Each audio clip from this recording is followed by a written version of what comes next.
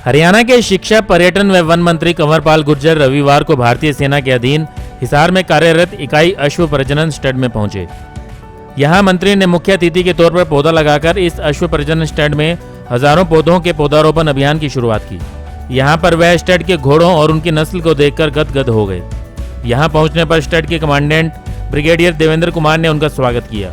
उनके साथ वन विभाग की निदेशक व प्रधान मुख्य संरक्षक डॉक्टर अमरिंदर कौर भी मौजूद थी। कंवरपाल गुर्जर शिक्षा मंत्री ने इस मौके पर कहा कि यहां पहुंचकर उन्हें बहुत खुशी हुई। घोड़ों के बारे में उन्हें पहले बहुत जानकारी नहीं थी, लेकिन यहां पहुंचने पर उन्हें बहुत जानकारी हासिल हुई। यहां बहुत अच्छी नस्ल के घोड़े तैयार किए जाते हैं। उन्होंने पर्यावरण के बारे में कहा कि हरियाणा के हरित क्षेत्र को 7 से 20% करने का लक्ष्य है और इसके लिए ही वह सबसे सहयोग की अपेक्षा करते हैं। अश्व प्रजनन स्टड में पहले 1000 पौधे लगाने का लक्ष्य था, लेकिन यहाँ के ब्रिगेडियर देवेंद्र कुमार ने इस अभियान का अहम हिस्सा बनते हुए यहाँ 10,000 पौधे लगाने का निर्णय लिया है, जो काफी सराहनीय है। मुझे बड़ी खुशी हुई यहाँ आकर। ये अपना स्टड फार्म है और पूरे देश में जो घोड़ों की सप्लाई होती है यहीं से सारे के सारे घोड़े भेजे जाते हैं। जो महामहिम राष्ट्रपति जी की बग्गी में भी जो चलता है वो भी यहीं से है, और जो अभी तक जो जीत के आए, जो इनाम हमने जीते, उनमें से भी काफ़ी ज़्यादा घोड़े यहीं से हैं मैक्सिमम।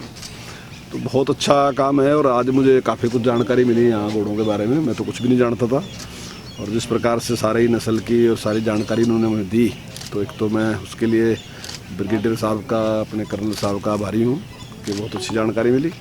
दूसरा, पर्यावरण के लिए जिस प्रकार से हम पूरा प्रयास कर रहे हैं और हमारी कोशिश है कि 7% से बढ़ के 20% होना चाहिए, तो उसमें समाज के सभी वर्ग हमारा सहयोग करें। और उसी में ही इन्होंने पहले, हमारे ब्रिगेडियर साहब ने पहले फैसला किया था कि भी 1000 पेड़ लगाएंगे, लेकिन सारा माहौल देखने के बाद इन्होंने वो फैसला 10 गुना कर दिया। 10,000 पेड़ लगाने का इन्होंने फैसला किया कि 10,000 पेड़ लगाएंगे।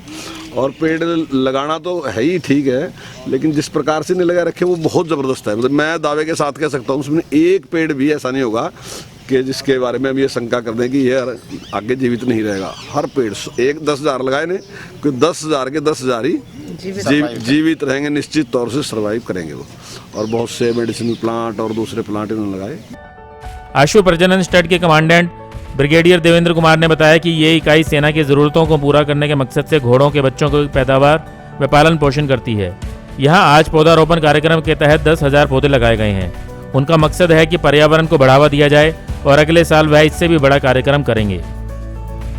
एक्चुअली में जो लेटेस्ट मोदी जी का भी डायरेक्टिव है कि स्वच्छ भारत, क्लीन भारत और हरा भरा भारत, तो उसी वेंचर में फॉरेस्ट डिपार्टमेंट हरियाणा की मदद से हमने 10,000 प्लांट्स लगाए हैं, जिसमें फ्रूट बेरिंग ट्री भी हैं और शेडी ट्रीज भी हैं, और एरिया डेवलपमेंट प्रोग्राम के अंडर हमने लगाए हैं। हम धन्यवादी हैं मंत्री जी का और फॉरेस्ट डिपार्टमेंट हरियाणा का कि इतने अच्छे तरीके से इन्होंने प्लांटेशन किए। सभी पौधे 6, 7, 8 फुट से ऊपर के हैं और बहुत ही अच्छी क्वालिटी के पौधे लगाए हैं। और मैं विश्वास दिलाता हूँ कि नेक्स्ट ईयर भी हम इससे भी बड़ा प्रोग्राम करेंगे और इससे भी अच्छे पौधे लगाएंगे, क्योंकि नेचर के साथ जितना साथ रह सकें, नेचर के साथ जितना मिलजुल के रह सकें, उससे अच्छा कुछ नहीं है। नेचर से ही हम पैदा हुए और नेचर में ही जाना है। तो मेरी तो बिल्कुल इच्छा है नेचर के साथ एसिमिलेट होकर रहें, मिल के रहें। धन्यवाद। इस मौके पर वन विभाग के निदेशक व प्रधान मुख्य वन संरक्षक डॉक्टर अमरिंदर कौर ने कहा कि इस वर्ष हरियाणा सरकार द्वारा गांव को आधार बनाकर गांव को हरा भरा करके उसका विकास करवाया जाएगा। वन विभाग को राज्य के 1100 गांवों को हरा भरा करने की जिम्मेदारी सौंपी गई है। उसमें विभाग के पास 22 जिलों में से प्रत्येक जिले में 50 के करीब गाँव आएंगे। ये पूरा हरियाणा को हरियाली की एक ओढ़नी पहनाने का अभियान है। उन्होंने सरकार की वन क्षेत्र को बढ़ावा देने व वन्य जीवों के संरक्षण के बारे में भी जानकारी दी। इस वर्ष हरियाणा सरकार द्वारा एक नीतिगत तौर पर फैसला लिया गया है कि हम गांव को आधार बनाकर गांव का जो विकास है उसमें उसको हरा भरा करने का भी एक कार्यक्रम जोड़ा गया है। सो वन विभाग हरियाणा को 1100 गांवों को हरा भरा करने की जिम्मेवारी सौंपी गई है, और उसमें हमारे पास 22 ज़िलों में करीबन 50 गाँवों की एवरेज है, और इसी तरह से हिसार में भी वो कार्यक्रम चल रहा है। हम गाँव के पूरे जो हरियाली की ओढ़नी पहनाने का एक प्रयास है, वो चाहे पंचायत भूमि है, चाहे हमारा क्रेमेटोरिया है, जो शमशान घाट हैं, या कोई स्कूल बिल्डिंग है, कोई भी इंस्टीट्यूशंस हैं गांव में, या इवन प्राइवेट भूमि के निजी भूमि जो है किसानों की, उस पर भी पौधारोपण का ये कार्यक्रम है। सो इसकी यात्रा में ही सब ज़िलों में इसका आंकलन मूल्यांकन किया जा रहा है। तो आज इसमें हम हिसार में इस चीज़ का जायज़ा लेने के लिए आए थे और अभी हम इस समय जो ये स्टड फार्म में खड़े हैं, इसमें तकरीबन 10,000 पौधे लगाए गए हैं। उसमें भिन्न भिन्न प्रजातियाँ, तकरीबन यहाँ 20-25 प्रजातियाँ, जिसमें फलदार पौधे भी हैं, औषधीय पौधे हैं, बेल पत्थर है, इमली है, आम है, जामुन है, कुछ लकड़ी वाले पौधे, शीशम है, इस तरह से सभी प्रजातियां हैं। और अभी हमारा यहाँ पे एक हर्बल गार्डन का भी निर्माण होना बाकी है, ताकि हम सब अभी इस समय जैसे कोविड महामारी से गुजर रहे हैं और एक सबको एहसास हुआ है कि शायद कुदरत से हम अलग होकर नहीं जी सकते। उसको हर इंसान ने महसूस किया है और हर एक को अपनी सुरक्षा एक अहम मुद्दा बन गया है। हमें अपने काम भी करने हैं, परंतु उस सुरक्षा में कहीं ना कहीं हमें नेचर से कुछ ऐसा प्राप्त करना है जिससे हम तंदुरुस्त रह सके, हमारी इम्यूनिटी का बढ़ावा हो सके। सो हम ये जो औषधीय पौधे हैं, जो तुलसी, गिलोय, कालमेघ, सर्पगंधा, इस तरह की अलग अलग प्रजातियों को भी यहाँ पे लगाएंगे, क्योंकि ये ऐसे एक हिसार में हमारे पास जो इंस्टीट्यूशनल लैंड्स हैं, ये बहुत ही सुरक्षित एरिया हैं। और हम सब इस बात को समझते हैं कि कहीं ना कहीं कुदरत की जो बायोडाइवर्सिटी है उसको हमें मेंटेन करके रखना बहुत ज़रूरी है। वो और कुछ ना भी सही, हमारे अपने जीवन के सुरक्षित रखने के लिए ज़रूरी है।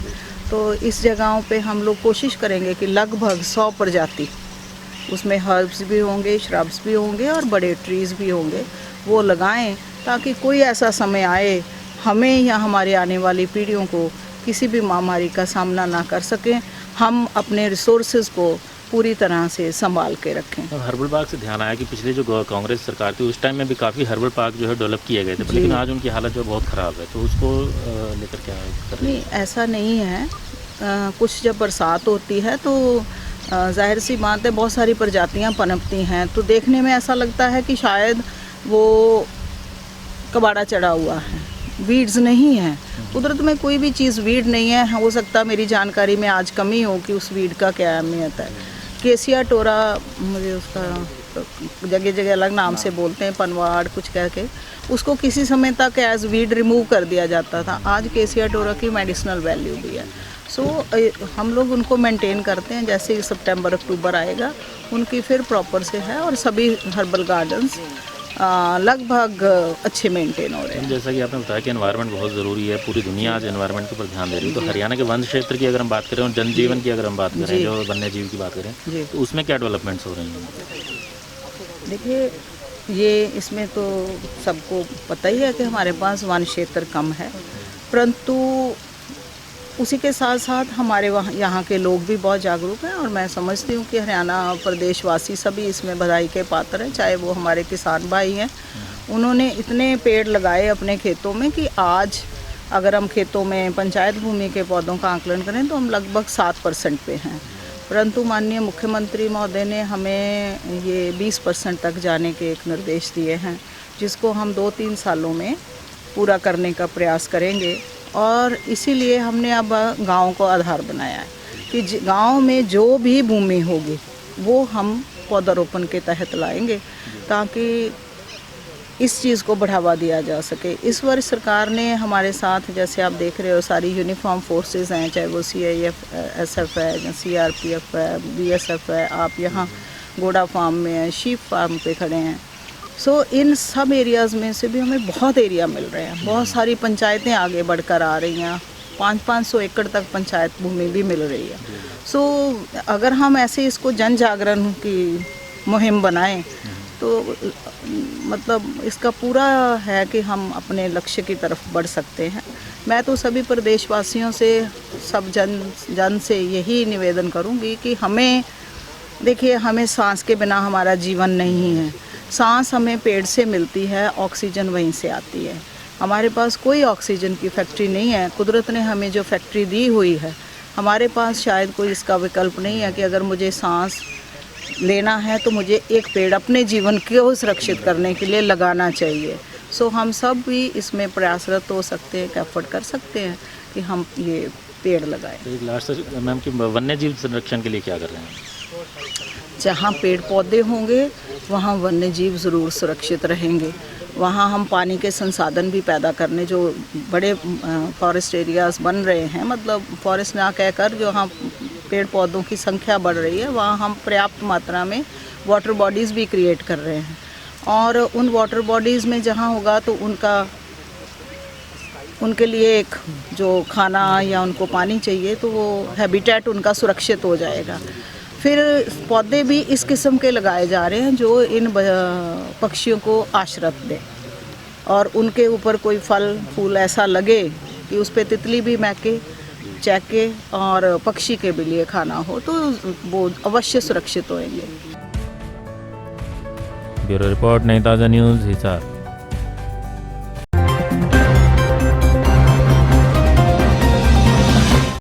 लेटेस्ट वीडियोस के लिए सब्सक्राइब करें हमारा चैनल नई ताज़ा न्यूज़ और दबाएं बेल आइकॉन ताकि आप मिस ना करें कोई भी अपडेट।